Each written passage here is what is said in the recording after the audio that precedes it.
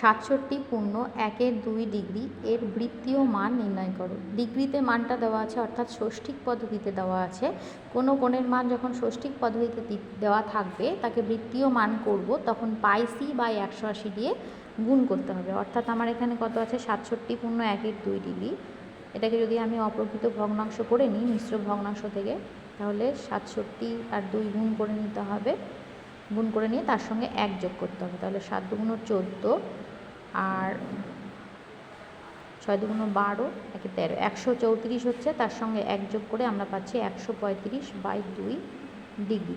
এবার এটাকে আমরা বৃত্তীয় মান বের করব, অর্থাৎ রেডিয়ান করব। তাহলে পাই/180 দিয়ে, পাই/সি বাই 180 দিয়ে গুণ করতে হবে। এবার কাটাকাটি করে নিতে হবে।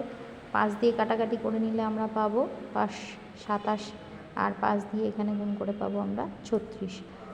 9 দিয়ে কাটলে হবে 3 নং 27 আর 4 নং 36। তাহলে আমরা পাচ্ছি 3πc/8। এটাই অ্যান্সার।